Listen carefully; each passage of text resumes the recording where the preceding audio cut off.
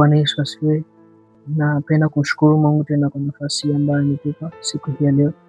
Kwa majina yangu ni Mwalimu Kelvin Nyange. Ninapenda kukaribisha katika hekima ya siku ya leo ambayo Mungu anataka kusema na wewe. Kuna mambo mengi ambayo yanatokea katika maisha yako na yamkini unayaona kwa wengine, yamkini ulishapitia hata na sasa hivi bado unayapitia. Lakini na ujumbe mmoja ambao unaweza kukubeba na kuchukua nafasi nyingine. Ulivyo Mungu alishaandika historia ya maisha yako. Kabla wewe hujatengenezwa Mungu alishakufanya. Anasema katika Yeremia 1:5, kabla sijakuumba nalikujua, na kabla sijakutakasa, na kabla sijakuweka kwenye tumbo la mama yako nalikutakasa. Nimekuweka kuwa nabii wa mataifa. Sasa usianze kusumbukia vitu ambavyo haujaviplani wewe. Mungu tayari alishakuplani kwa ajili yako na alikwisha kuweka kila kitu kwa ajili yako. Wewe unachopaswa kukaa ni kumuuliza Mungu, ni nini hicho ambacho umekiandika? Ni mpango gani ambao unao kwa ajili yangu? Kwa sababu mimi sioni mbele, ila Mungu yeye anaona mbele.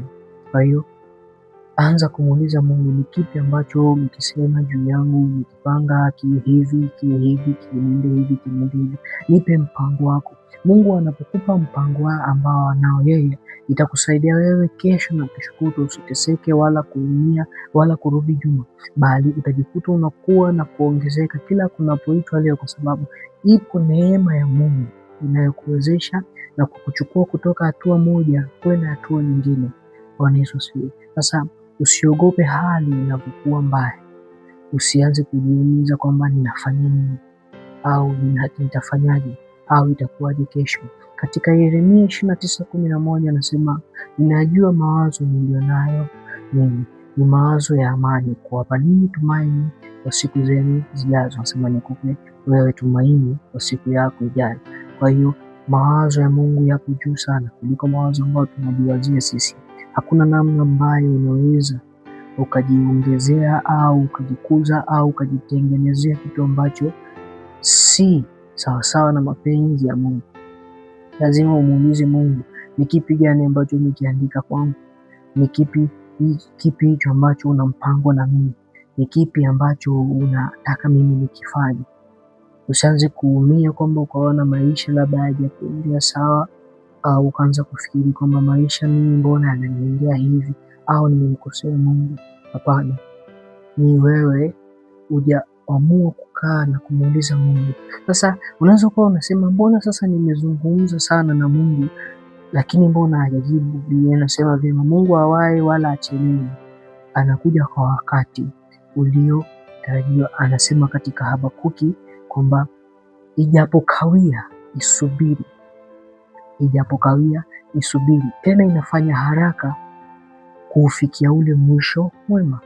Kwa hiyo kuna vitu ambavyo unaviomba mbele za Mungu na kuna maono ambayo unatamani uyafikie, lakini kutokana na ile kutaka kwa haraka haraka ambako unakutaka kuna kufanya wewe uone kama vile Mungu ameacha kusema na wewe, unataka uone kama vile Mungu ameacha kuwa na mpango mzuri karibu yako. Nikwambie, hauwezi ukafanya kitu kwa kuharakisha, na haraka haraka siku zote haiwezi kaleta matokeo yale ambayo Mungu ana mpango nayo.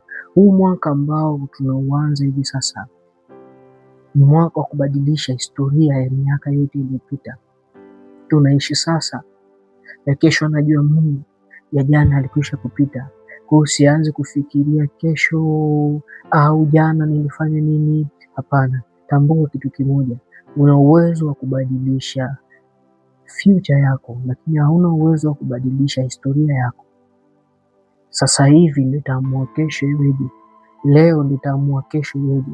Kaa muulize Mungu, wewe umeniita mimi kuwa nani? Kwa sababu anasema ninajua mawazo yangu ni mawazo ya amani, ninataka niwape ninyi amani na tumaini zuri kwa ajili ya siku zenu zinazokuja. Kwa hiyo anza kumuuliza Mungu sasa hivi. Asubuhi hii chukua nafasi hii asubuhi, mwambie Mungu, hii siku mimi inaniendeaje? Hii siku mimi ninafanyaje? Hii siku hii ninaishije? Naye Mungu atakuwezesha na kukufanikisha sana na sana na sana. Nikutakie hekima na neema za Mungu zikuongoze katika siku hii ya leo. Amen.